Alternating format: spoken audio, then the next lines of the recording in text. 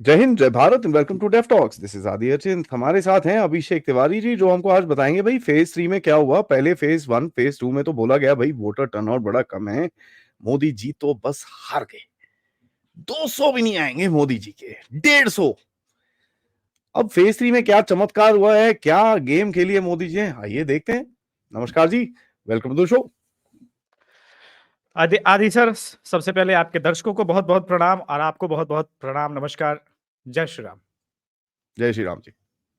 बताइए सर, ये पहले गुजरात से शुरू करते हैं। जरा मेरे को गुजरात बताइए क्या है, क्योंकि बहुत लोग बोल रहे थे गुजरात में ना मोदी जी बड़े अनपॉपुलर हो रखे हैं, मोदी जी वहां जाना नहीं है, बड़े चक्कर है। अब आज वो रोड शो हो रहा था, लोगों के ट्विटर पे कमेंट आ रहे थे, लोग थोड़े कम ही थे।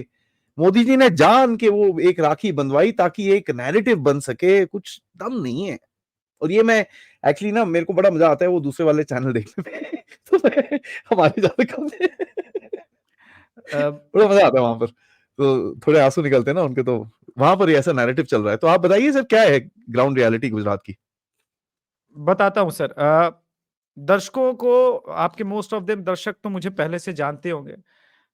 गुजरात में जब मैंने कहा था कि मिनिमम बीजेपी 140 विधानसभा चुनाव में जीत रही है, तो लोगों ने मुझे कहा, अभिषेक जी आप क्या बात कर रहे हैं, वहां पे लास्ट टाइम कितनी फाइट हुई थी, आप कैसे लैंडस्लाइड दे रहे हैं। इस बार सर गुजरात की कहानी और अलग है, कंपटीशन ही नहीं है। मैं आपको कुछ सीटें बता रहा हूं सर, बड़े सीट नहीं। भावनगर में नीबूबेन बामनिया खड़े हैं उमेश भाई मकवाना के अगेंस्ट। हम्म। मुझे लगता है कि 3 लाख के ऊपर के मार्जिन से जीतेंगे। गांधीनगर की तो बात करना छोड़ देते हैं, अमित शाह जी का वो सीट है, सामने सोनल हाँ। पटेल है, वो कोई कंपटीशन नहीं है। कच्छ में विनोद चावड़ा अगेंस्ट नीतीश लालन खड़े हैं। सच तो यह है कि नीतीश लालन को कच्छ की लोकसभा में 20% लोग नहीं जानते नाम से। मैं नैरेटिव तोड़ने नहीं हूं, मैं सिर्फ आपको एक आपके दर्शकों को एक आईना दिखा रहा हूं कि दूसरे चरण से जो टर्न अराउंड हुआ है सेकेंड फेज से, हम्म। हम्म। जब मोदी जी ने, देखिए मैं मानता हूं कि नरेंद्र मोदी जी बीजेपी के स्टार कैंपेनर नहीं है। स्टार कैंपेनर बीजेपी के राहुल गांधी जी हैं। वो जब आते हैं भाषण देते हैं तो वहां से एक नरेंद्र मोदी को मुद्दा मिलता है और उसको पिक करते हैं और फिर मोमेंटम शिफ्ट होता है। तो राहुल जी। गांधी जी जब आए तो उन्होंने कहा कि भाई हम इनहेरेंट टैक्स लगाएंगे, हम मुसलमानों में संपत्तियां बांटेंगे। वहां से कांग्रेस के उस इशू को नरेंद्र मोदी जी ने पिक किया और मोमेंटम शिफ्ट होना शुरू हुआ। देखिए पहले फेज का भी कारण था सर, कम वोटिंग का। हम्म। बीजेपी ने जो 400 पार का नारा दिया, वोटर तो रिलैक्स हुआ, बीजेपी का कार्यकर्ता भी रिलैक्स हो गया। यूजुअली हम्म। ये होता नहीं है बीजेपी के साथ, किंतु इसका ये मतलब नहीं कि बीजेपी फर्स्ट फेज में बुरी तरह हार गई, वो अलग बात है। मैंने उन दोनों फेजेस का भी अपने चैनल पे एनालिसिस किया था। आपको जी। बनासकांठा की बता रहा हूं। रेखाबेन चौधरी जी खड़ी हैं गलीबेन ठाकुर के आगे। अब मैं बनासवाड़ा का आज आपके दर्शकों के आगे थोड़ा सा ये निकालता हूं सर। 5 बजे तक 64.48% वोटिंग हो चुकी है। ओए होए। मुझे कोई ये बताए कि 6 बजे तक ये आकलन अपडेट होगा तो 69% के आसपास। थर्ड फेज में भी इतनी ही वोटिंग हुई है, तो सर वोटिंग कम कहां हुई। ये तो इस सीट काडर पे पूरा मोबिलाइज हुआ है सर। पूरा पूरा मोबिलाइज हुआ है आदि सर। देखिए हम्म। ये कुछ जिनके बारे में आप बोल रहे हैं ना, लेफ्ट इकोसिस्टम जो है, वो जी। बबल क्रिएट करने का प्रयास कर रहा है, लेकिन उस बबल जी। में दम नहीं है। जब हम बिहार और यूपी पर अभी आएंगे और महाराष्ट्र में, तब मैं आपको और बताऊंगा। किंतु कुछ और सीटों को लेकर के बताऊं जिसके बारे में ये लोग बोल रहे थे भाई कि कुछ कुछ कमाल हो सकता है, जैसे पोरबंदर की सीट के बारे में भी असत्य हिंदी वाले बोल रहे थे। मनसुख मांडवनिया जी खड़े हैं और उनके अगेंस्ट में ललित भाई बोसेखा खड़े हैं। कोई कंपटीशन नहीं है सर। पोरबंदर का भी आपके सामने वोटिंग आंकड़ा आपके दर्शकों को मैं दे दूं। पोरबंदर में सर 51.76% वोटिंग हुई है। 6 बजे तक का आंकड़ा जाएगा 57-58% का। वहां पर ठीक ठाक, थोड़ी सी आज तपिश भी थी, गर्मी भी थी। किंतु हम्म।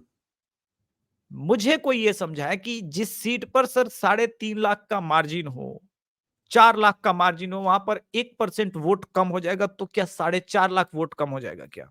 नहीं, नहीं, नहीं। 1% वोट कम हुआ है, चलो 40,000 कम मार्जिन से जीतेगा, इस बार 2.5 लाख के मार्जिन से जीत जाएगा सामने वाला बहुत है। है। तो आप ये इस बात पे अगर आप प्रसन्न हो रहे हो कि देखो भाई पिछली बार सामने वाला 3.5 लाख वोट से हारा था, इस बार 2 लाख वोट से हार रहा है, तो ये हमारी मोरल विक्ट्री है। तो भाई इलेक्शन में इस प्रकार की मोरल विक्ट्री के लिए मैं आपको सिर्फ शुभकामनाएं दे सकता हूं, उससे अधिक तो कुछ बढ़िया। दे नहीं सकता। सर कच्छ अ, बताओ, कच्छ में थोड़ा-सा फाइट था कि नहीं था? कि वो एक पब्लिक नैरेटिव था? कच्छ का भी सर पब्लिक नैरेटिव ही है। विनोद हुँ, चावड़ा जी खड़े हैं नीतीश ललन के जी, आगे, और हुँ, कच्छ की भी मैं वोटिंग के आंकड़े आपके सामने रख देता हूं। कच्छ में जो वोटिंग हुई है सर, वो 52.34%। लास्ट टाइम सर वहां पर 58% के आसपास की वोटिंग थी। अगर हम वहाँ देखें कमी कि होती है। पांच, हुँ, हाँ वहां हमेशा कम होती है, उसका कारण है सर, जिस समय में ये चुनाव हो रहे हैं कच्छ में, आप देखिए बहुत मुश्किल हालात रहते हैं और वहां हमेशा से कम होता है। जी, अब 58% लास्ट टाइम था, इस बार ऑलरेडी 52% के आसपास 5 बजे का आंकड़ा है। So it is almost similar. पहुँच किंतु जाएगा। इस नैरेटिव में हम ये भी नहीं भूलना चाहिए हमको कि 2019 और 2024 के बीच में कुछ तो पॉपुलेशन ग्रोथ हुई होगी सर। हुँ, अब उस पॉपुलेशन ग्रोथ को हम डेटा में फीड करते हैं और अब देखते हैं तो पता चलता है कि नहीं, ऑलमोस्ट 1% अधिक ही होगा, क्योंकि अच्छा। जनसंख्या बढ़ी है, परसेंटेज भले गिरा है। हुँ, हुँ, मान लीजिए पहले 100 में 20% लोग वोट देते थे और आबादी 100 लोगों की थी। अब हुँ, आबादी 140 लोग की है और 140 का 20% है, तो वोट तो बढ़ा है ना सर टेक्निकली। बढ़ेगा। जी, जी, जी। मैं बहुत सिंपल कैलकुलेशन समझा रहा हूं, लेकिन मैं एक बार फिर से बता दूं, लेफ्ट लीनिंग लोगों को ये समझ में नहीं आएगा। एक बात आपके दर्शकों से और मैं कहना चाहूंगा, नरेंद्र मोदी जी 3 जून तक रोज चुनाव हारेंगे, हर रोज चुनाव। बस 4 जून को जो ईवीएम से ओरिजिनल वोट निकलेगा ना, उस दिन हार जाएंगे। उसके बाद अगले 6-7 दिन तक ये वामपंथी इकोसिस्टम अलग-अलग स्टेज पर जाकर के मंथन करेगा। क्यों हार गए? लेयर की राजनीति थी। बीजेपी एक हिंदुत्व की पॉलिटिक्स नहीं कर रही है। हुँ, बीजेपी गरीबों की भी पॉलिटिक्स कर रही है, फ्री अनाज भी बाँट रही है, लाभार्थी योजना भी दे रही है, आवास भी दे रही है। गरीबों ने वोट नहीं दिया। ये सच है कि बीजेपी को सवर्णों की पार्टी किसी जमाने में समझा जाता था आदि सर। लेकिन जी, आज बीजेपी का कोर वोटर में तो, बिहार में आपने देखा होगा, मैं ग्राउंड रिपोर्टिंग कर रहा था।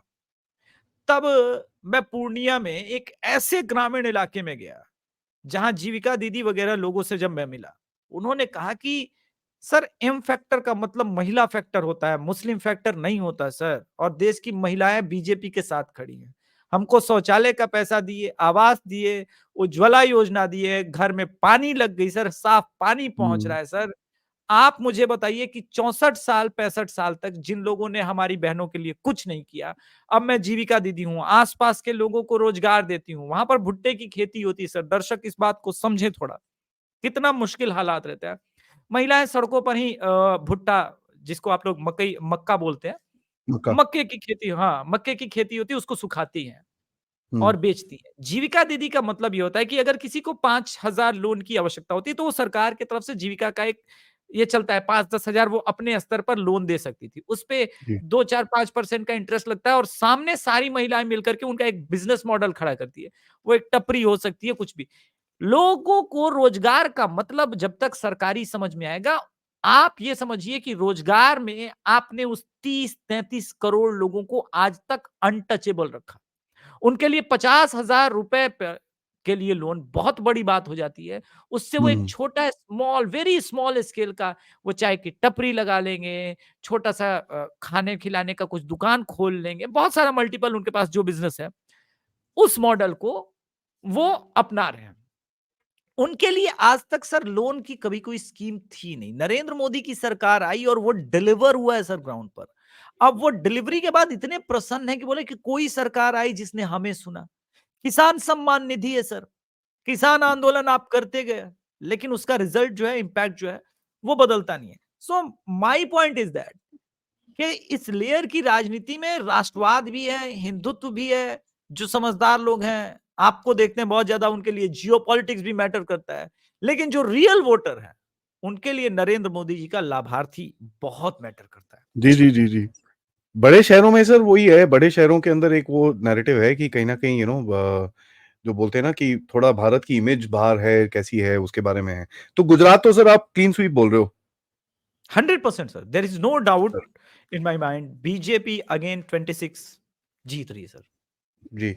सर उसके बाद छोटा स्टेट में चलते हैं, गोवा। वहाँ पर नॉर्थ गोवा और साउथ गोवा के अंदर बड़े डिफरेंसेस होते हैं। साउथ गोवा के अंदर एक पूरा क्रिश्चियन एक होल्ड है उसके अंदर, और वहाँ पर एंटी बीजेपी सेंटिमेंट काफ़ी ज़्यादा है।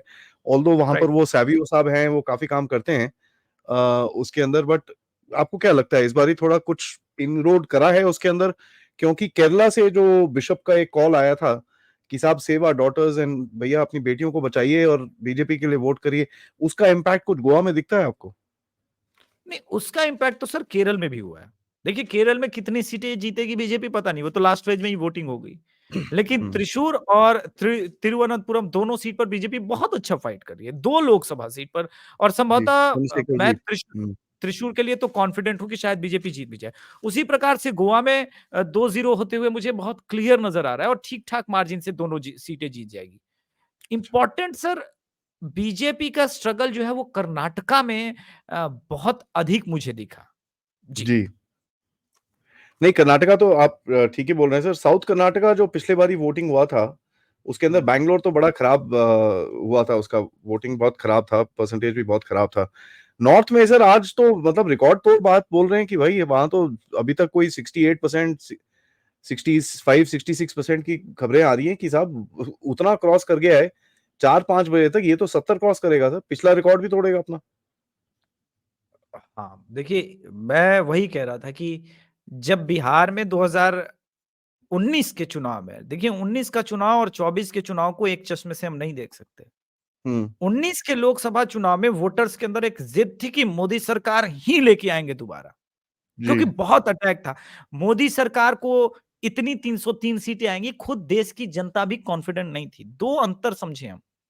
2014 का आदिसर जो चुनाव था, वो इस बात को लेकर के था कि मोदी सरकार लाना है। हुँ, 2019 रिपीट मोदी सरकार को ही लाना है, इसकी जिद थी। इस वजह से वोटिंग का वो असर था।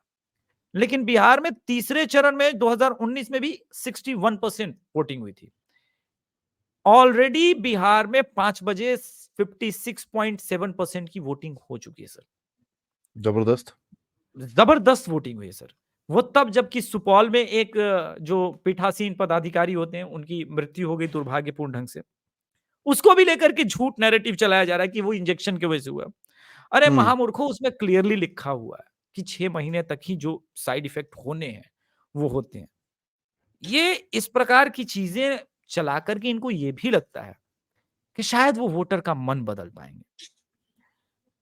झंझारपुर में सर रामप्रीत मंडल वर्सेस सुमन कुमार महासेठ की लड़ाई थी। लेकिन इस लड़ाई में आरजेडी से जो पिछली बार चुनाव लड़े थे गुलाब चंद यादव, वो निर्दलीय खड़े हो गए सर। उनको यादवों ने ठीक-ठाक वोट किया है सर।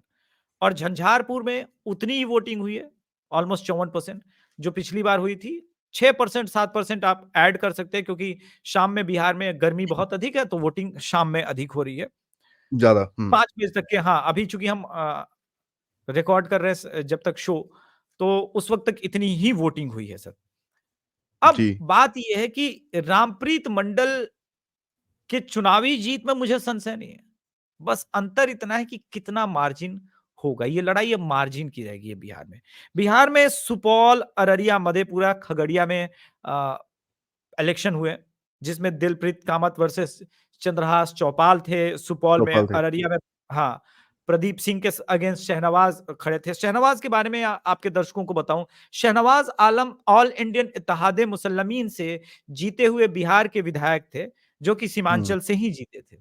लेकिन इन्होंने जो चेंज किया, वो आरजेडी में आने की वजह से, इसके वजह से वहां पर एक और फैक्टर में नाराजगी है कि आरजेडी एंटी मुस्लिम हो गई है, क्योंकि कहीं दूर उसका एक, आपने जियोपॉलिटिक्स में आप फोटो इफेक्ट पर बात करते होंगे ना सर, कि किसी का वोट प्रभाव स्प्लिट हो कहीं गया और सर। पे पड़ रहा है। हुँ, तो वो इम्पैक्ट है सर सिवान का। सिवान में शहाबुद्दीन की वाइफ हिना शहाब को आरजेडी ने टिकट नहीं दिया और स्प्लिट हो और गया। और ऑल इंडियन हाँ, इत्तेहाद मुसल्लिमीन वाले विधायक को मिला लिया और उनको सांसद का टिकट दिया। तो वो एक एंगर है समवेयर कि नोटा दबा लेंगे, वोट नहीं करेंगे, लेकिन इनको नहीं जिताना। क्योंकि पूर्णिया में पप्पू यादव को इन्होंने हराने के लिए वो सारे काम किए जो नहीं करने थे। सो वो जी। सेंटिमेंट सीमांचल में बहुत ज्यादा एक्टिव हुआ है। मधेपुरा में इसी प्रकार से दिनेश चंद्र यादव खड़े हैं। ये गोप का बेल्ट ही कहा जाता है, यादव का बेल्ट, और यहाँ से यादव ही जीतते वो हैं। तो लास्ट क्लियर है। जी, तो लास्ट टाइम सर यहाँ की मार्जिन 3 लाख वोट की थी। बिहार में सर जहाँ पे कंप्लीट कास्ट लाइन पर वोट होता है, वहाँ पे 50,000 वोट की इधर-उधर करना बहुत मुश्किल माना जाता है, क्योंकि हुँ, यहाँ रिजिड कास्ट वोटिंग होती है। उस वजह से ये थोड़ा बहुत मधेपुरा, अगर कांग्रेस जीत जाए या महागठबंधन जीत जाए, इनफैक्ट मधेपुरा से भी आरजेडी ही खड़ी है, हुँ। जीत जाए महागठबंधन, तो मैं कहूँगा ये एक चमत्कार हो जाएगा। क्योंकि इतना मार्जिन कंप्लीट करना। खगड़िया में राजेश वर्मा वर्सेस संजय कुमार सिंह थे। इंटरेस्टिंग फैक्ट इसके भी बारे में आपके शो पे आज डिस्क्लोज करता हूं। यहां से लेफ्ट को टिकट मिला, जो परंपरागत रूप से आरजेडी का वोट बैंक होता है वहां पे। अब यहाँ क्या खेल हुआ सर, आरजेडी के वोटर ने कहा कि अगर ये यहाँ पे लाल सलाम वाले चुनाव जीत गए तो ये सीट हमेशा से लाल सलाम वालों की हो जाएगी। लाल हो सो जा लेट्स हुँ, हाँ so let's vote for BJP, let's vote for NDA. Chirag Paswan के कैंडिडेट खड़े हैं, राजेश वर्मा सोने के व्यापारी हैं, और ये वहां पर मुद्दा बन रहा था बाहरी वर्सेस भीतरी का। तो इन्होंने बड़ा अच्छा एक बात बोला कि मोदी जी जब जाकर के बनारस में इतना विकास कर सकते हैं, तो खगड़िया में तो ब मैं कितना हुँ, विकास कर सकता हूँ। So is smart player also. और इस वजह से लेफ्ट के लिए और मुसीबत होगी, क्योंकि आरजेडी का कोर वोटर लास्ट 2-3 घंटे में 3 बजे के बाद वो शिफ्ट हो गया भारतीय जनता पार्टी की तरफ। जी। सर मेरे को भी ये आई मीन ओवरऑल बिहार का बताइए, तेजस्वी यादव जी काफ़ी काम-वाम करा, अपनी पीठ में दर्द-वर्द करा दिया उन्होंने, तो यहाँ पर 73 साल के मोदी जी हैं, चली जा रहे हैं, कुछ टेंशन नहीं है, ये कोई कितने हैं 40 साल का उनकी उम्र है और यहाँ पर उनको पीठ में दर्द हो गई, 3 बंदे उठा के लेके जा रहे हैं। तो ये क्या इमेज गया है लोगों के सामने? क्योंकि देखिए बिहार में जो भी कह लो सर, एक जो मर्दानगी है ना, जो बंदा खड़ा होता है, अपनी औरत को रक्षा करता है, ये इसका एक बड़ा महत्व होता है, क्योंकि मैं बहुत लोगों के साथ काम कर रहा है सर, बिहार के अंदर ये एक बहुत महत्व करता है कि आप कितने दम वाले हो। सही बात है जहाँ सर। आपको कोई लंगड़ाता हुआ देखता है, कोई ये करता है, चाहे वो खुद काम ना करे, लेकिन आपको गाली ज़रूर देगा वो। बिल्कुल, बिल्कुल, ये सब बातें हैं। देखिए, तेजस्वी बहुत अकेले पड़ गए हैं बिहार में। हुँ, आप सर राजनीति में इसको हम ऐसे समझें, मध्य प्रदेश इलेक्शन में इसी वामपंथी मीडिया, यही वामपंथी मीडिया कह रही थी ना, मध्य प्रदेश का चुनाव तो बीजेपी हार गई, बर्बाद हो गई। मैंने एक बात बोली थी सर, 167 विधानसभा में प्रचार-प्रसार किया था शिवराज सिंह चौहान ने, 167 कंस्टिट्यूएंसी में, हुँ, और हुँ, कमलनाथ 88 में गए थे, ऑलमोस्ट हाफ। रिजल्ट भी सर वही आया सर, क्योंकि पब्लिक के साथ आप कनेक्ट नहीं कर पा रहे हैं। नाउ बिहार को लेकर के एनडीए की तरफ से सेलिब्रिटी की बात करते हैं, जो जनता के साथ डायरेक्ट कनेक्ट में है। एक युवा अगर तेजस्वी माने जाते हैं, तो दूसरा युवा चिराग पासवान, जो कि बहुत तेजी से राइज हुआ है बिहार में। नरेंद्र मोदी जी का आशीर्वाद प्राप्त है उनको। उनकी सभाओं के आप भीड़ देखिए। एक वो स्टार कैंपेनर, उनसे बड़े स्टार कैंपेनर फिर नरेंद्र मोदी जी। फिर बिहार के चीफ मिनिस्टर नीतीश कुमार, सम्राट चौधरी, राजनाथ सिंह, अमित शाह, उपेंद्र कुशवाहा वर्सेस क्या है? तेजस्वी यादव, क्योंकि राहुल गांधी तो सर इतने दिनों तक फोकस थे वायनाड को जीतने को लेकर के। हुँ, हुँ। अभी अब वो आप बताइए, अमेठी रायबरेली जाएँगे। अब वो रायबरेली में जाएंगे, तो कैसे होगा सर मुकाबला सर? वो वीक है, बहुत वो वीक है। एंगेजमेंट ही नहीं है, और इस हुँ, वजह से भी अपोजिशन के वोट शेयर में ड्रॉप स्वाभाविक है। उनको भी लग रहा है कहां पैसे खर्च करना है यार, हमारी केंद्रीय नेतृत्व तक प्रचार प्रसार में नहीं है। अरे मैं जीतूंगा नहीं तो पैसे क्यों खर्च करना, चलो पार्टी बहाने जितने टिकट के पैसे मिले, कम से कम उसमें भी 10-20% सेव करके कुछ तो कमा लिया जाए, चुनाव तो जी, आ ही रहे जी, हैं। जी, तो जी, एक ये भी ड्रॉप का बहुत बड़ा कारण रहा है। जी। सर ईस्ट की तरफ है तो अपनी 4 सीटें जो असम की हैं, उसकी भी बात कर लेते हैं। गुवाहाटी जी, तो मेन सीट है वहाँ पर बट वहाँ पर तो सर एकदम क्लीन स्वीप आपके हिसाब से? क्योंकि जो भी कह लो सर, दोनों कम्युनिटीज और मेजर कम्युनिटीज के अंदर विश्व शर्मा, हेमंता विश्व शर्मा जी के लिए बड़ा प्यार है। और उस दिन वो एक जो रैली कर रहे थे, वो जैसे लोग नाच रहे थे उनके साथ, आई थिंक ऑपोजिशन की रैली में एक बारी ऐसे इतने लोग आ जाएं तो ये तो मतलब पता नहीं क्या क्या बोल देंगे, मोदी जी तो 0 सीट आ जाएंगी। सर दैट मैं तो वाज इतना ही जानता हूँ कि सिर्फ असम के नहीं, ये पूरा सेवन सिस्टर बेल्ट जो है, जी, इसके सबसे बड़े स्टार कैंपेनर निसंदेह हेमंता विश्व शर्मा है।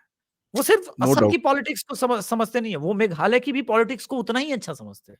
जी, जी, अगर जी, मैं जी। कांग्रेसी होता ना, तो पाँव पकड़वा लेता राहुल गांधी के, बोलता यार इसको नहीं जाने दे इसको सकते, मत ये छोड़ो। हमारा एसेट है। इतने बड़े एसेट को कोई कैसे अपमानित कर सकता है? लेकिन उन्होंने जी, जी। किया। और बीजेपी ने भी आसानी से उनको सीएम नहीं बनाया। पहले 5 साल पूरे 7 सिस्टर्स में उनको मेहनत कराई। हर एक स्टेट में आप देखिए, त्रिपुरा में रिजल्ट कन्वर्ट कराया। त्रिपुरा में 35 साल का लेफ्ट को उखाड़ फेंका इन लोगों ने। और रातों-रात नहीं हुआ। तो ये हुँ, 4 सीट देखिए, असम को लेकर के तो मैंने पहले भी भविष्यवाणी की है बार-बार, 12 से नीचे बीजेपी आनी है और वो 2 सीटें फँसनी-फँसनी है, क्योंकि वहाँ पे डेमोग्राफी का खेल है। उस करेक्ट। डेमोग्राफी से तो बीजेपी कभी भी नहीं जीत सकती। इसलिए इम्पोर्टेंट ये है कि आप फिर से ऐसी सरकार बनाए जो डेमोग्राफी पूरे देश में ना बदलने दे, वरना फिर चाह के भी आप कहीं कुछ नहीं बदल जी, पाएंगे। जी, जी। ये वो स्थिति है। पकड़ हो गई है सर। पकड़ हो वो गई है। पकड़ होगी। लेकिन आपको लगता है वहाँ पर भी कुछ वोट शेयर बढ़ेगा सर उन 2 सीटों में? नहीं सर, मैं ये उस पे देखिए, थोड़ा ज़्यादा कॉन्संट्रेट करूँगा, अगर वहाँ पर वोट शेयर आपका बढ़ता है, that means in spite of demography आप फिर भी अंदर घुस पा रहे हो अंदर।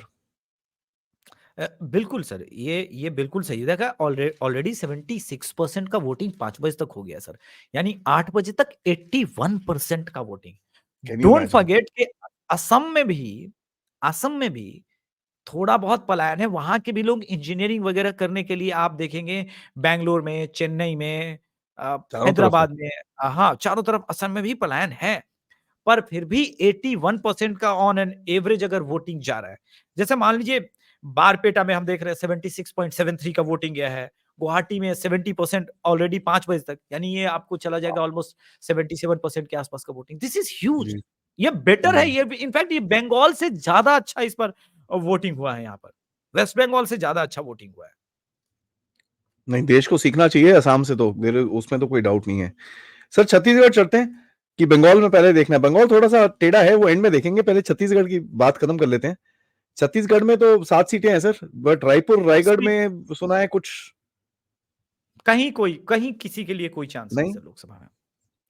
देखिए सर, एक सीट अगर फंस सकती थी तो वो बस्तर थी, जो कि पिछली बार स्पष्ट रूप से बीजेपी की तरफ जाती हुई दिख रही है। मुझे लग रहा है कि बीजेपी एक राज्य इधर से भी और स्वीप करने जा रही है। वो कर्नाटका का कंपनसेशन हो जाएगा। लास्ट टाइम 7-8 था, इस बार हुँ। 11 का 11 खत्म कर देंगे। तो वो एक्चुअली वहाँ कर्नाटका यहाँ की हमारी बात पूरी खत्म नहीं हुई सर। कर्नाटका में बताओ कितना आपका प्रेडिक्शन है? 28 में से कितनी? 25? नहीं सर, कम जाएगा सर। 28 24? में से 22? एनडीए 22-23 से ऊपर नहीं जाएगा सर। रायचूर जैसा फंसा हुआ है, हुँ, बेल्लारी फंसी हुई नजर आ रही है। कहना तो नहीं चाहिए, गुलबर्गा में भी जिस प्रकार का ट्रेंड दिखा, वो ठीक नहीं था। हालाँकि एज एज है गुलबर्गा में, बीजेपी को निकल जाएगी। कलबुर्गी में जिस प्रकार से चीज़ें बदली हैं, ये होना नहीं चाहिए था। पर एक रिलैक्स मोड में पता नहीं क्यों कर्नाटका यूनिट रही बीजेपी कि ओके कोई बात नहीं, लोकसभा में हमको कोई प्रॉब्लम नहीं है। और ये तब नहीं स्पेशली होना चाहिए था इनको रिलैक्स मोड में, जब इतना बड़ा एक्सपोज, हालांकि वो बीजेपी का एक यूनिट कन्वे करने में कामयाब हो गया कि ये कांग्रेस की ही देन है। सिद्धरमैया ने स्वयं उसके लिए प्रसन्ना के लिए प्रचार प्रसार किया था 2019 में, और कांग्रेस के वोट के वजह से वो सांसद बना, एमपी बना। किंतु in spite of all that, जो एक थोड़ा एफर्ट उल्टा पड़ कर्नाटका में मुझे देखना चाहिए था, वो हुँ, उसका लैक हो रहा है। और हमारे वहां पे जी। बहुत अच्छे एसेट हैं। विष्णु, तो वो उन्होंने जो बताया कि अभिषेक सर, जो स्थितियां बनी है, हालांकि लोकसभा विधानसभा में जिस प्रकार की हार हुई थी, तो टेक्निकली 22 भी बीजेपी के लिए 22-23 भी विन विन सिचुएशन है। बट ये हुँ। 4 से 5 सीटों का डेंट कर्नाटका में सर्टेनली लगता हुआ नजर आ रहा है। जी। मेरे को लगा था कहीं न कहीं वो नेहा नेहा का जो बहुत गंदा इंसिडेंट हुआ था, उसमें कुछ चेंज आएगा, क्योंकि मैं कर्नाटका में हूँ, मेरे को थोड़ा-सा लोगों के बातों में सुनाई दिया कि यार ये है। और स्पेशली साउथ कर्नाटका के अंदर वोटिंग काफ़ी ठीक-ठाक रही थी, एक्सेप्ट बैंगलोर। बैंगलोर में तो बेंगलुरु। यूजलेस, वो तो मतलब बैंगलोर पता नहीं पर कौन सी दुनिया बेंगलुरु में है। बेंगलुरु का तो वही ट्रेंड है ना सर। बेंगलुरु, आई हाँ, I lived in Bengaluru almost 10-12 years, so I know जी, जी। कि बेंगलुरु का तो वो वही वोटिंग पैटर्न है। जी, जी, साउथ जी। कर्नाटका में ही बीजेपी अच्छा कर रही है, वरना स्थितियां और खराब होती सर। आप देखिए कि हुँ, आप ये देख रही है कि चिकबल्लापुर, चामराजनगर, ये सब जो जगह है वो बीजेपी के लिए परंपरागत सेफेस्ट नहीं है। कोलार बीजेपी के लिए हुँ, परंपरागत रूप से सेफेस्ट नहीं है, लेकिन कोलार में भी बीजेपी अच्छा कर रही है इस बार। सो हुँ, ये हालांकि कोलार में भी बीजेपी का अच्छा करने का इम्पैक्ट सर फिर वही वही फोटो इफेक्ट जिसके बारे में बात करता हूँ, मैसेज कहीं और होता है, बात कहीं और पहुंचती है। कहीं वो और होती है। केरला वाला ही इम्पैक्ट है वो भी। और कोलार में भी क्रिश्चियंस बहुत अच्छे खासे मात्रा में, क्योंकि कोलार जी, ऑलमोस्ट बॉर्डर पड़ जाता है, जोलारपेट से फिर स्टार्ट हो जाता है वो तमिलनाडु का करेक्ट, एरिया। करेक्ट, तो वो करेक्ट, एक करेक्ट। जी। वो इम्पैक्ट है sir. Sir Madhya Pradesh impact में 9 सीटें हैं, मुरैना, ग्वालियर, ये तो मतलब मध्य प्रदेश आई एमपी से थिंक भी लगता है। मैं एक ही मैं बोलूँगा सर, मेरे को एक जो मेन आपसे डिस्कस करना है, भोपाल। भोपाल में वही थोड़ा भोपाल में डेमोग्राफी का प्रॉब्लम है। कोई प्रॉब्लम नहीं है सर। भोपाल में नहीं? भी बीजेपी अच्छे खासे मार्जिन से जीतेगी, अच्छे खासे मार्जिन से जीतेगी सर। अ, जो सीट फंसी-फंसी थी, उसकी हुँ, कहानी सेकंड फेज में ही समाप्त हो गई। अब जो है, मैं आपको बता दूं कि या तो बीजेपी 27 जीतेगी 29 में से, या 29 हुँ, जीतेगी। क्या बात कर रहे हो? 28 का नंबर, हाँ। भोपाल और इन सब में किसी भी सीट में, पूरे मध्य प्रदेश रीजन में कोई समस्या नहीं है। ये तो स्वीप हो गया। तो आइए फिर महाराष्ट्र में चलते हैं। सर महाराष्ट्र में ये जो अजीत पवार जी का देखिए, महाराष्ट्र में एक चीज़ है, एक चीज़ हमको समझना चाहिए कि पूरा जो पॉलिटिक है महाराष्ट्र के अंदर पूरा फ्लिप हो गया है। पूरा पूरा पॉलिटिक्स चेंज हो गया है। कोई अगर जो हिस्टोरिकल अगर कोई नैरेटिव ले ना, वो मैच नहीं करता, क्योंकि वो पिछले साल जो था वो आज नहीं है। तो कैसे आप इसको एनालाइज़ करते हैं? सबसे पहले हॉट सीट से बात कर ले सर, दर्शकों को भी वेट होगा बारामती सीट को लेकर के। When around 12 o'clock Sharad Pawar के ऑफिशियल ट्विटर हैंडल से ट्वीट हुआ कि बोगस वोटिंग हो रही है सुनेत्रा पवार के लिए और सुप्रिया सुले के अगेंस्ट में। So it was message around 12 o'clock only कि ओके ठीक है, हमारी राजनीति यहाँ समाप्त होती है। अब आगे आप लोग समझें, आप लोग जाने, आप लोग को देखना है। पर महाराष्ट्र के कई पॉलिटिकल एक्सपर्ट जो महाराष्ट्र की राजनीति में बहुत लंबा अनुभव रखते हैं, जैसे आदरणीय भाऊ तोरसेकर सर, उन्होंने मुझे 6-8 महीने पहले बोला था कि अभिषेक, आप बारामती को लेकर के क्लोज वॉच रखना, कुछ बड़ा होने जा रहा है वहां पे। 3-4 महीने पहले वहां पर जो लोकल इलेक्शन होते हैं प्रधान के, वो रिजल्ट आए थे, और वहां हुँ, पर उस इलेक्शन ने बता दिया था कि अजीत पवार की एंट्री होगी, और अजीत पवार की वाइफ सुनेत्रा पवार वहां से खड़ी है। तो ननद भाभी की लड़ाई है, और खुल्लम खुल्ला लड़ाई है। इस लड़ाई में संभवतः ये एक लंबी राजनीति का, मैं कहूंगा शरद पवार की राजनीति का अब समापन होता है महाराष्ट्र में यहां से। हुँ, और कहानी अब महाराष्ट्र में अगले विधानसभा से एक टर्न अराउंड हम देखेंगे, नया नेतृत्व होगा, और ये पूरा का पूरा महागठबंधन जो है ना, हुँ, कंफ्यूज लगा पूरे महाराष्ट्र में। देखिए, ठीक करेक्ट। है, आपके पास 2-3 चीजें थी जो आप सहेज सकते थे। पहला चीज, ठीक है, जब मिलिंद देवड़ा महाराष्ट्र से आदि सर निकले, तब भी हुँ, कांग्रेस के पास समय था कि बाकी कुनबे को संभाले। हुँ, लेकिन जिस दिन संजय निरुपम निकले, उसके साथ सर कैडर निकल गया सर। और सर इतिहास गवाह है, दुनिया की कोई लड़ाई बिना सेना के आप जीत नहीं सकते, और बिना कैडर के आप चुनाव नहीं जीत सकते। मैंने हवा तो में ये तक बातें सुना है बहुत सर, हो सकती है।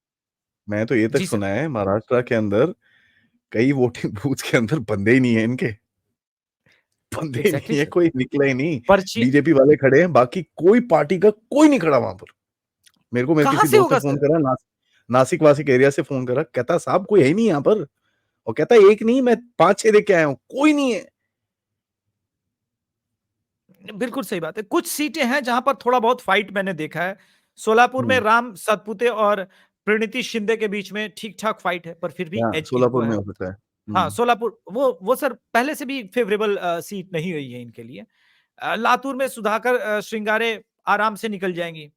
उसी प्रकार से उस्मानाबाद में अर्चना पटेल वर्सेस ओम प्रकाश भोला सिंह है। यहां भी अर्चना पटेल निकलती हुई नजर आ रही है। आई बिलीव कि सर महाराष्ट्र में बीजेपी एनडीए 2019 रिपीट नहीं करेगी, पर बीजेपी 2019 से बेटर परफॉर्म करेगी। एनडीए कुछ सीट कम रह जाएगी, अराउंड 38 टू 42 के बिटवीन इनका रहना है महाराष्ट्र का। तो एनडीए का नंबर सर्टेनली कुछ कम हो सकता है, वो हो सकता है आप 37 भी हो जाए, प्लस माइनस 2% हम लेके चलते हैं सर सेफोलॉजी में। लेकिन बीजेपी का जो 25 का नंबर था वो बढ़ेगा सर। तो आपको ब्रेकअवे तो से कुछ दम लिखता है? ब्रेकअवे से कुछ पिकअप हुआ है जो शिवसेना और ये लोग? डेफिनेटली सर, देखिए मैं वही बोल रहा हूं कि एक साथ एक राजनीति का हम अंत होते देख रहे पूरा हैं। पूरा ये पूरा राजनीति सिर्फ इनके लिए पवार ग्रुप की बात नहीं कर रहा हूं, मैं कह रहा हूं सर, जिस मातोश्री के अंदर लोग मिलने जाते थे, वहां पर उद्धव ठाकरे जा रहे हैं शरद पवार से मिलने, और वहां पे भगा दिया गया है उनको। I know. ये कितनी बड़ी बात है, ये तो अपने आप में अद्भुत मुझे लगा देख करके कि किस प्रकार से पूरा का पूरा सीन बदल गया है। जी। I know. और वो बोल रहा है, हाँ मैं बाहर जाके वेट करता हूँ। तो मैं यार क्यों? I was also so surprise sir कि ऐसा कैसे कर शॉक। सकते हैं। पता नहीं सर। मातोश्री के बाहर इवन मुख्यमंत्री, मुख्यमंत्री महाराष्ट्र की पावर तो सर सबके पास होती है मुख्यमंत्री सर की। सामने से सबका गाड़ी चला के निकलने में सोचना पड़ता था भाई। कुछ भी कोई ना करना, यहाँ पर नहीं करना, आगे जाके कर ले, पीछे कर ले। वो आगे फ्लाईओवर जाके से कर ले। निकलते हुए थोड़ा स्ट्रेट, कोई no look here, no look left, कोई गलती भी करे सॉरी बोल के निकल जाओ वहां से। हाँ, दैट वाज एक पावर थी उस टाइम पे। मैं रहा हूँ सर बॉम्बे में 6 साल, मेरे को पता है उस टाइम पे दम था। बिल्कुल और सर, मैं वही सरप्राइज हो गया वो सर। देख के, हाँ। अब आते हैं सर उत्तर प्रदेश, वेस्ट बंगाल में एंड में बात करूंगा, उत्तर प्रदेश की बताइए सर। संभल, हाथरस, आगरा, फतेहपुर, एवरी इस बार सीट, हर सीट के लिए आपके योगी जी जी ने सर। क्या चमत्कार करा है वहां पर, ये बताइए। हाँ, तो तो सर ये योगी जी सबसे मतलब पहले खबरों में नहीं है, कुछ कर रहे हैं वो, बट ऑन द ग्राउंड बोलते हैं ना, शांति से घुस रहे हैं वो अंदर। बिल्कुल वो पूरा एकदम एक नैरेटिव खेल। देखिए यूपी में इस पूरे केस को बताऊं उससे पहले जौनपुर में क्या हुआ जिसको लेकर के हम जी। सब वरीड थे कि हम्म। जौनपुर में कुछ फेज बाद इलेक्शन होना है, अभी फेज नहीं है। हम्म। लेकिन हम्म। जौनपुर से वो थर्ड फेज का आप लोग समझ सकते हैं कि कैसे चीजें फिक्स की हैं। रात को बंद कमरे में एक बहुत बड़े बीजेपी के नेता से प्रतापगढ़ के राजा भैया मिलते हैं। देखिए सर खेल कैसे होता है। राजा भैया मिलते हैं, प्रतापगढ़ भी फंसी फंसी थी। फिर जो धनंजय सिंह बीएसपी से खड़े थे जौनपुर से, उनकी वाइफ को टिकट मिला था, वो टिकट वापस ले लेती है। फोन जाता है बीएसपी ऑफिस में कि भाई हमारी वाइफ चुनाव नहीं लड़ेगी, और कर लो बात। कृपा शंकर जी को सीधे सीधे सपोर्ट मिल जाता है कि राजपूत वोट नहीं बट रहे हैं। ये मैसेज था कि राजपूत वोट नहीं बट रहे हैं, ये पूरे प्रदेश के लिए भी मैसेज था, और राजा हम्म। भैया की तरफ से मैसेज गया तो बहुत स्ट्रेट गया था। ये अब मैं आते एक्चुअली हैं थोड़ा पूछने सा। वाला था आपसे बात में, बट आपने पहले ही बता दिया राजपूतों का, क्योंकि उसके बारे में बहुत ऑनलाइन नैरेटिव है।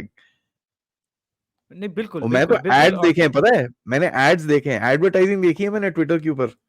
हम्म, राजपूत एंटी बिल्कुल बीजेपी एडवर्टाइजिंग, मैं बोला यार ये अच्छा है, पता नहीं कौन पैसे दे रहा है ये। बिल्कुल बिल्कुल बिल्कुल बिल्कुल। जी, आगे बोलें सर। आ, तो सबसे पहले हम संभल सीट के बारे में बात करेंगे सर। संभल में परमेश्वर लाल सैनी भाजपा से लड़ रहे हैं। जियाउर रहमान बर्क चौधरी जो लड़ रहे हैं वो समाजवादी पार्टी से, और जी। शौकत अली बसपा से। बसपा ने ठीक ठाक फाइट किया सर। और संभल में आज आपने खबर भी सुनी होगी कि बहुत सारे जो फर्जी वोट, जो सलमा के का बुर्का पहन के नगमा वोट कर रही थी, वो चालीस होने नहीं दिए। 40 साल की। करेक्ट। हाँ, तो वो जो एक प्रॉब्लम हुआ है, इस वजह से संभल येलो जोन में है। इधर समाजवादी पार्टी भी जीत सकती है या बीजेपी जीत सकती है। बाकी हाथरस में अनूप वाल्मीकि और समाजवादी पार्टी से जसवीर वाल्मीकि ये सीट है, और हम्म। हेम बाबू धनगढ़ जो है वो बीएसपी से है। यहाँ पे अनूप वाल्मीकि को बहुत अधिक प्रॉब्लम होनी नहीं चाहिए, मार्जिन थोड़ा बहुत कम रह सकता है पर जीत जाएंगे। मैं वोटिंग परसेंटेज भी यूपी का निकाल के दर्शकों को साथ में बता देता हूँ, यूपी को लेकर के सर। हाँ, इसके बाद आगरा। पहले उससे पहले आगरा में सत्यपाल सिंह बघेल खड़े हैं, सुरेंद्र हम्म। चर कदम समाजवादी पार्टी से, और पूजा अमरोही खड़ी है बीएसपी से। ये सीट भी सर बहुत ठीक ठाक मार्जिन से सत्यपाल सिंह बघेल जीतते हुए नजर आ रहा है। फतेहपुर सीकरी को लेकर के आपके लेफ्ट इकोसिस्टम ने बहुत बहुत नैरेटिव फैलाया। जी। मैं इस नैरेटिव को 2 मिनट में तोड़ता हूं सर। रामनाथ सिगवार जो है वो कांग्रेस से खड़े हैं, कांग्रेस के टिकट पे, और हम्म। रामनिवास वर्मा, रामनाथ वर्सेस रामनिवास वर्मा बीएसपी से खड़े हैं, और राजकुमार चाहर वो बीजेपी से खड़े हैं। There is absolute no fight. आज जो वोटिंग ट्रेंड्स थे और उसके बाद जो हमारे पत्रकारों ने बातचीत की है ऑन ग्राउंड इन लोगों से, वोटिंग के बाद जो लोग निकल के आ रहे थे वो साफ साफ कह रहे थे कि उन्होंने मोदी के नाम पे, योगी के लॉ एंड ऑर्डर के नाम पर वोट किया है सर। जी। बाप रे बाप, ये तो बहुत अच्छा है सर। लॉ एंड ऑर्डर पे जी। अगर इन जगहों पे अगर वोट होना शुरू हो जाए तो वो तो बहुत ही अच्छा है सर। लेकिन जो पश्चिमी उत्तर प्रदेश है, आपको वहां पर क्या दिखता है? कुछ चेंज है? कुछ कहीं पे कुछ इन्फ्लुएंस हुआ है? क्योंकि अपने अखिलेश जी तो बहुत बहुत उनके काफी डायलॉग्स आते हैं कि हम इस तरफ जा रहे हैं, हम उस तरफ जा रहे हैं। अब समझ नहीं आता वो किस तरफ जाते हैं, बट काफी कुछ उन्होंने इस बारी कुछ कर नहीं पाए इन टर्म्स ऑफ रैलीज। मैंने ये देखा कि ये सारे लोग, उन्होंने हफ्ते में एक रैली करी। दीदी ने तो रैली करी कहाँ, कितनी करी, कुछ कुछ इम्पैक्ट नहीं दिखा। और मोदी साहब, योगी साहब को तो चल ही रहा है वहां पर। तो आपको कैसा दिखता है ऐसा इनका इम्पैक्ट? ये वॉश आउट तो नहीं हो जाएंगे कंप्लीटली? इसको एक लाइन में समझाऊं, सबसे पहले मैनपुरी को लेकर के। मैनपुरी से डिंपल यादव लड़ी हैं, पिछली बार कन्नौज हम्म। से लड़ी थी। हम्म। मैनपुरी का मार्जिन भी 4 लाख का है सर। अब 4 लाख का मार्जिन कंपनसेट रातों रात तो हो नहीं सकता, न- लेकिन जिस प्रकार से समाजवादी पार्टी का एलिगेशन सुबह से रहा है कि भाई हमको वोट नहीं करने दिया जा रहा है, वोट नहीं करने दिया जा रहा है, ये क्या खेल हो रहा है। सच यूजलेस। ये है कि जिस प्रकार से यूपी में योगी जी ने 2022 में सत्ता संभालने के बाद जो फर्जी वोटर थे उनको तोड़ने का काम किया, उनकी जी। वोटिंग लिस्ट से नाम हटवाई है, उसका प्रभाव ये दिख रहा है। और इसी वजह से मैनपुरी को लेकर के पूरी कांग्रेस यूनिट सदमे में है सर। तो अगर आप मुझे ये बोल रहे हो, दैट मीन्स अगर 2019 का जो चुनाव था वो फेक वोटर्स के साथ मोदी जी जीते थे। बिल्कुल जीते थे सर, बहुत सारे फेक वोटर्स थे। कर लो बात फिर। अब आते हैं सर मेरी फेवरेट, मेरी सबसे फेवरेट दीदी, जो अब या तो आपके और हमारे ऊपर एफआईआर आएगा। ठीक है, कल तो एक किसी ने जोक बना दिया, उनके ऊपर एफआईआर आ गया। भाई अब बताओ सर पानी गिर दीदी का रहा है, क्या सीन है? पानी गिर रहा हाँ, है। जी। तो दीदी का क्या बोलते हो सर? ममता दीदी कैसी हैं? मालदा है, मैं उत्तर दक्षिण मैं है, बता देता हूं सारी जंगीपुर है, सीट्स। मुर्शिदाबाद है। हम्म। मैं सारी सीट्स बता दे रहा हूं। मालदा उत्तर लास्ट टाइम भी बीजेपी के खाते में थी, दक्षिण और बहुत मार्जिन से नहीं थी, और हारी भी थी तो बहुत ज्यादा मार्जिन से नहीं हारी थी, हारी भी थी सर 6000 वोट की मार्जिन से। पहले ये समझ लें हम। इस बार बड़ा गजब का बयान आया, जो सबसे बड़े सो कॉल्ड बंगाल के नेता हैं कांग्रेस की तरफ से, अधीर रंजन चौधरी जी। उन्होंने कहा कि ममता को हराना आवश्यक हो गया। तो जहां पर आपको ये लगे कि आप नहीं जीत सकते, आप एकदम जाकर के भाजपा को वोट कराओ। सॉरी, वो बयान सुन के मैं तो हंस के नीचे गिर गया। मैं बोला यार ये क्या है? आदि सर हमारे रिपोर्टर पंकज चक्रवर्ती वहीं पर थे। उन्होंने बोला आप कितना सीरियस हैं?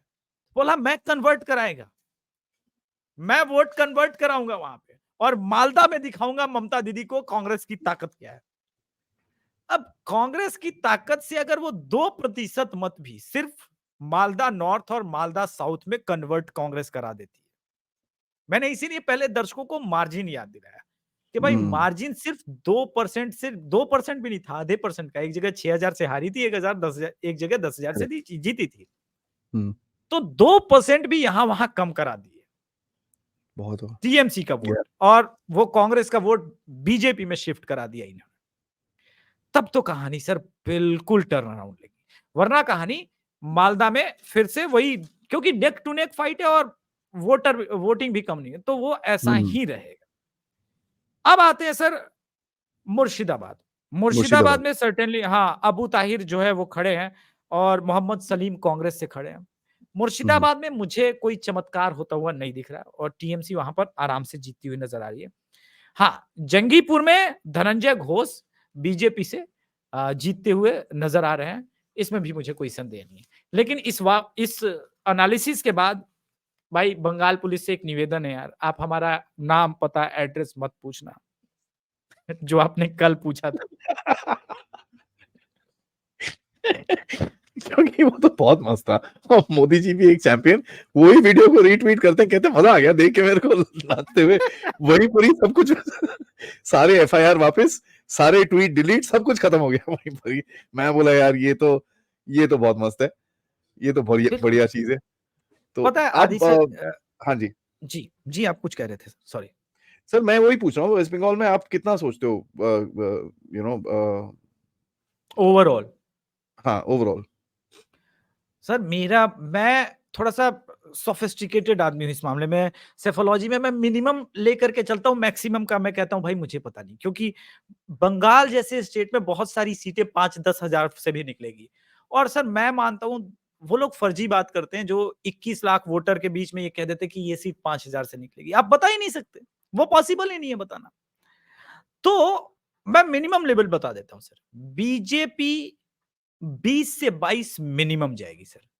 मैक्सिमम अप टू 32 भी जा सकती है। 32? यस 32।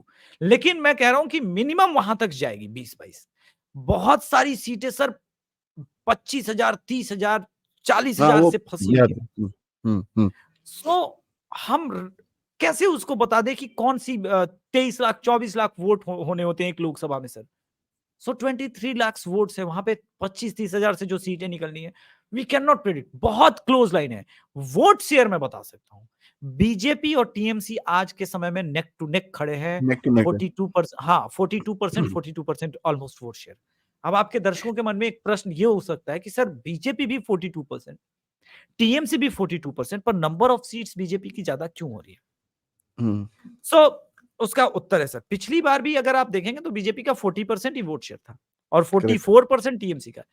अब देखिए 40। हाँ। जैसे मुर्शिदाबाद ही है, तो मुर्शिदाबाद में जब मैंने कहा चमत्कार नहीं हो सकता, तो इसका ये मतलब था कि जो मार्जिन भी है ना मुसलमानों का, जहां पे वो डेमोग्राफी वाला इशू है, वहां पे बीजेपी को वोट भी तो 17% आते हैं ना। तो जहां पे 17% है, दूसरी तरफ 60% का मार्जिन से जीत रहा है। तो आप ये समझिए कि जहां पे बीजेपी जीत रही है, उन सीटों पे मोटा मार्जिन मार्जिन। वो हाँ, वो मोटा मार्जिन हो जाता है। और टीएमसी का वोट स्प्रेड है। बीजेपी हम्म। का हिंदू पैकेट्स में वोट है, ये समझना इंपॉर्टेंट है। और इसी वजह से ये रिजल्ट रिफ्लेक्ट हो रहा है। इंटरेस्टिंग। तो दीदी के लिए काफी काफी प्रॉब्लम्स आने वाली हैं आगे, और दीदी का गुस्सा दिखेगा पूरी पूरी तरह से। मैं लास्ट सवाल पूछूंगा, लोग तो संदेश खाली का आपको कितना लगता है इम्पैक्ट हुआ है? बशीरहाट का इलेक्शन तो फिर वही डेमोग्राफी वाली बात है, बीजेपी नहीं जीतेगी, पर उसका हम्म। ओवरऑल बंगाल में इम्पैक्ट बहुत ज्यादा है।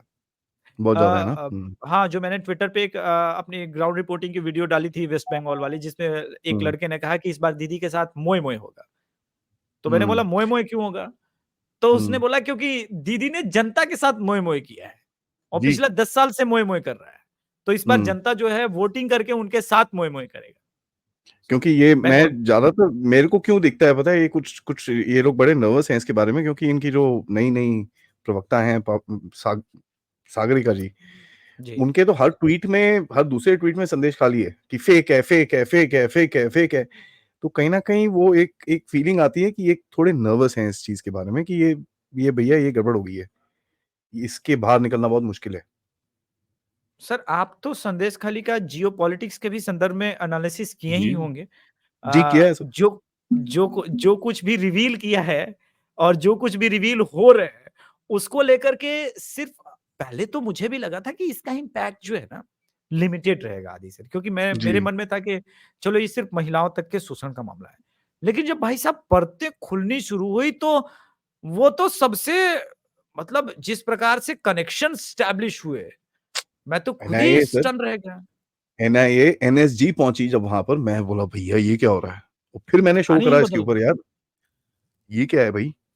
तो हम भी थोड़े शौक हो रखे थे, और मेरे पास थैंकफुली एक मेरे दोस्त हैं, वो काफी इन चीजों पे नजर रखते हैं, तो उन्होंने काफी अच्छे तरह से समझाया कि किस तरह से जमात और ये पूरा चलता है वहां पर। तो पूरा, थोड़ा पूरा, समझ में पूरा। आया, अदरवाइज बहुत एकदम से जब एनआईए, और एनआईए आप ये देखो साहब, किस तरह से ये लोग घुसे अंदर, किस घर में जाना है, किसके बेसमेंट में जाना है, इनको सब पता था। सर किस बेसमेंट में कितनी बंदूकें, कितना गोला बारूद था, इनको नंबर तक पता था। सब पता था, सब पता अब था बड़ी भाई। बात ये सर, ये रिवील कौन कर रहा है? ये तो जनता लोकल ही कर रहे समझदार हैं है। सर, और कौन करेगा। लोकल लोग ही जनता करते समझदार है। हैं। टीएमसी में सर एक बड़ा स्पाई ढूंढ लिया शुभेंदु अधिकारी ने, और वो 2027 के चुनाव में सीधे सीधे बीजेपी में एंट्री करेगा। अभी नहीं करेगा, अभी नहीं करेगा, अच्छा अभी नहीं ऐसी बात करेगा। है। चलो सर, इसी बात पे थैंक यू सो मच, आपने टाइम निकाला। तो आज मैं आखिर में बीजेपी के लिए थोड़ा सा, आज मोदी जी ने चमत्कार, थोड़ा सा जो पुश बैक और जो अग्रेशन दिखाया है, उसका रिजल्ट कहीं ना कहीं दिखता है। अभी तो इलेक्शन बाकी हैं, अभी तो पूरा महीना है एक्चुअली। पूरा मैं तो, महीना एक्चुअली। हाँ 7 तारीख हुई है आज, तो अभी तो पूरा महीना है। तो इलेक्शन तो बाकी हैं। मैं एक्चुअली आपको बता रहा था नासिक के बारे में, मैं 2 सेकंड लूंगा आपसे। मैं दोस्त से बात कर रहा था, कहता है साहब मैं गया, मैंने बोला यार कुछ रैली चल रही होगी, कुछ कुछ कर रहे होंगे, 20 तारीख को है ना मेरे ख्याल से नासिक में हाँ इलेक्शन, बीस, हाँ 20 तारीख जी को है। जी। कहता कोई तो बूथ खड़ा होगा, कहता कोई है ही नहीं वहां पर, कहता कोई पर्ची देने को नहीं है भाई, पर्ची तो दे दो, मेरा वोटर लिस्ट में नाम है। कहता बीजेपी वाले बैठे हैं, आप जाओ उधर पे। और ये भाई जो मेरा दोस्त है ना, बाय द वे, वो बीजेपी वोटर नहीं है। तो बहुत परेशान था वो। तो एंड में मुझे कहता है यार मेरे को इस बार आई थिंक बीजेपी को ही देना पड़ेगा, क्योंकि यहाँ तो कुछ है ही नहीं, मैं किसको दूं। तो मैं नोटा दबा दे, नोटा दबा दे। कहता नहीं नहीं यार, भाई वो नोटा ना गलत चीज है। मैं, आप समझ में आई तेरे को, नोटा नहीं गलत चीज है। मैं कब से बोल रहा हूँ तेरे को बेवकूफ, थोड़ा ध्यान से हर देख। जगह वही है, अब हर जगह वही है, कैडर विहीन हो गई है। आप सर जी देखेंगे कि अगर समाजवादी पार्टी यूपी में कांग्रेस के साथ नहीं होती, तो कांग्रेस को उत्तर प्रदेश में भी कार्यकर्ता नहीं मिलते। सब पुराने हम्म परंपरागत लोग हैं जो 1970-80 से ढो रहे हैं इस पार्टी को, उनके बेटे को टिकट मिला जा रहा है, उनके साथ लोग नहीं है, बस यही सब चला जा रहा है।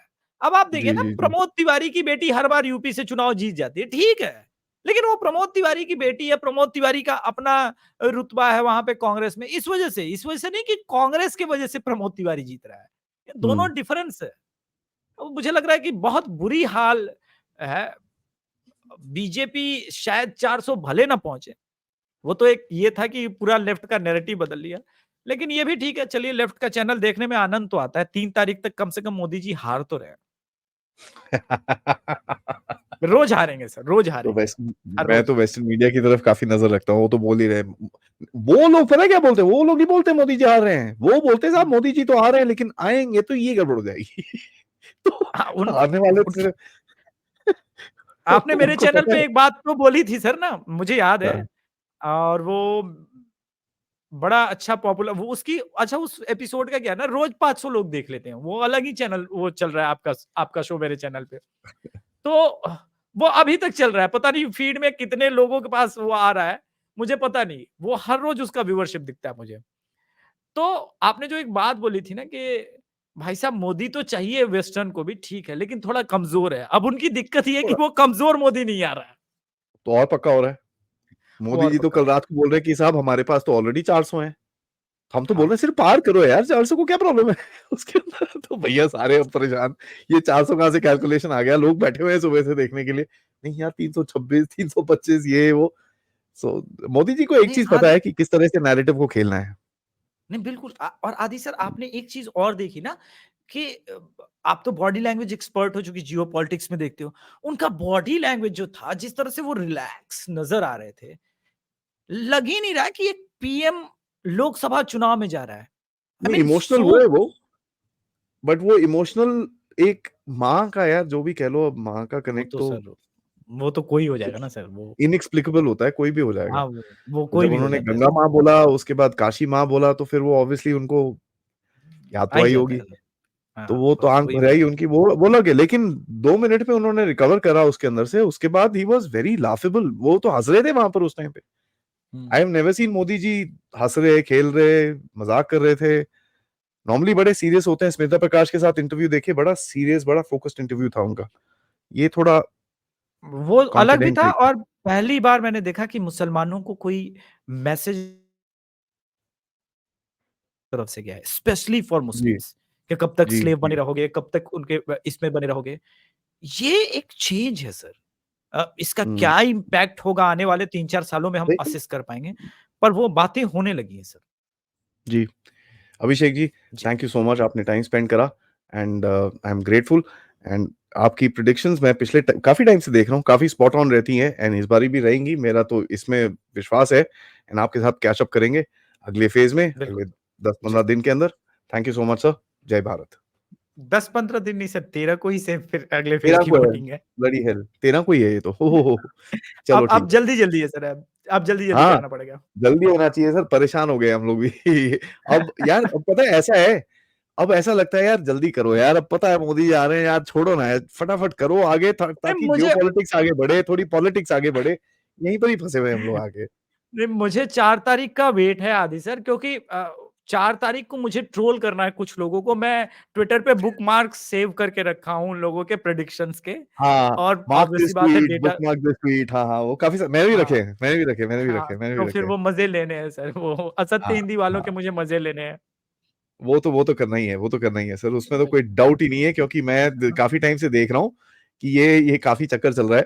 तो मैंने भी काफी बुकमार्क करके रखे हुए हैं कि पूछेंगे साहब आप तो छोड़ने वाले थे, आप तो ये होने वाले थे, आप तो वो होने वाले थे। और मैं तो बाहर वाले लोगों के भी रखे हुए हैं, जो बाहर से भी बैठे हुए हैं, मोदी विल डिस्ट्रॉय। मैं बोला चलो ठीक है, देखते हैं कौन सा डिस्ट्रॉय हुआ, अ, कहाँ पर बम फटा, जरा बताना मेरे को भी फिर। Thank you sir. बिल्कुल सर। नमस्कार। Thank you sir. नमस्कार सर। जय श्री राम। जय श्री राम।